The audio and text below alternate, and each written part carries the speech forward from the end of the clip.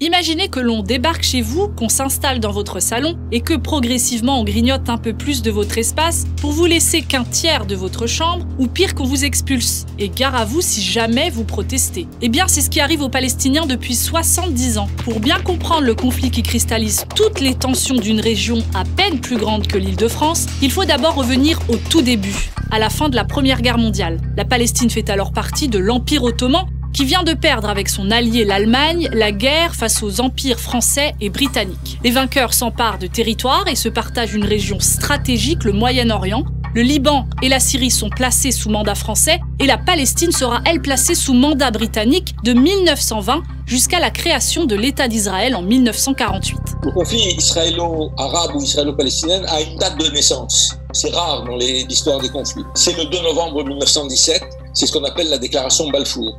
C'est quoi la déclaration Balfour?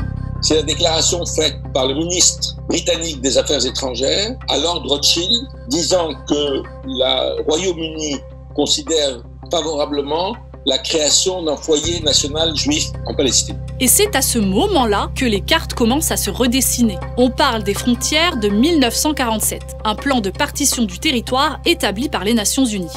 Évidemment, cette installation d'une population étrangère en Palestine a eu un effet sur la population locale qui s'est révoltée parce qu'elle a été aussi chassée de ses terres, parce qu'ils se sont retrouvés au chômage et parce qu'ils ont compris, les Palestiniens ont compris qu'on était en train de les remplacer. Autre période cruciale du conflit, c'est la guerre des 6 jours. Il y a 50 ans, en 1967, elle oppose Israël à ses voisins arabes, l'Égypte, la Syrie et la Jordanie. Israël, qui sort vainqueur de cette guerre, s'approprie plusieurs territoires. Une partie du Golan syrien, le Sinaï égyptien dont la bande de Gaza et Jérusalem-Est. Le Conseil de sécurité a adopté plus de 200 résolutions portant sur le conflit israélo-palestinien, dont la plupart n'ont jamais été respectées par Israël.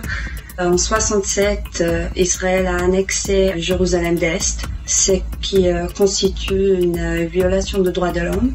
Depuis 1967, les autorités israéliennes ont révoqué le statut de résident de 15 000 Palestiniens de Jérusalem-Est, ce qui constitue un crime de guerre.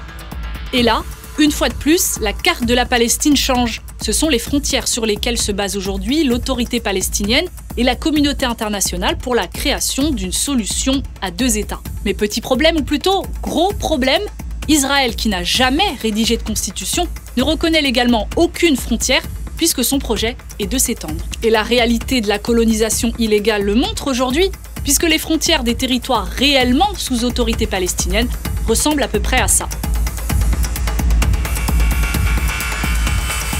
Depuis 1967, Israël occupe la Cisjordanie. Selon la 4e Convention de Genève, une puissance occupante n'a pas le droit de transférer sa propre population au territoire occupé, car le droit international considère une occupation comme un état temporaire. Sauf que la politique de colonisation d'Israël vise à s'approprier le territoire palestinien.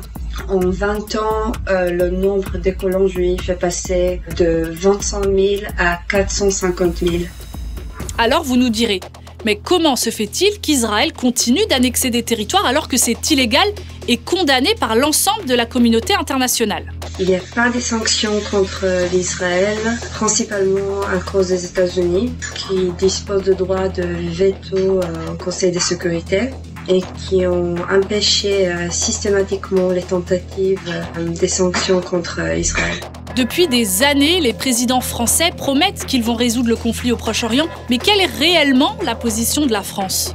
Avec Nicolas Sarkozy, on inaugure ce que j'ai appelé un tournant silencieux de la politique française, c'est-à-dire une politique qui n'a pas changé sur les principes, c'est-à-dire qui dit toujours la France est pour un État palestinien, elle est contre la colonisation, mais qui va développer des relations bilatérales avec Israël, indépendamment de ce qu'Israël fait dans les territoires occupés en Palestine.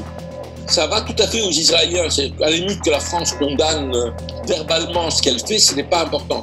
Mais la France développe ses relations économiques, elle joue un rôle pour qu'Israël ait une place plus importante à l'Union européenne. La communauté internationale s'accorde pour dire qu'Israël bafoue le droit international, mais sans jamais proposer aucune sanction. Une des solutions pour faire appliquer le droit international est d'imposer une pression économique sur Israël. Par exemple, que l'Union européenne pourrait mettre fin à ses accords économiques préférentiels avec Israël, tant qu'Israël ne différencie pas entre les territoires occupés et les territoires légalement reconnus de l'État.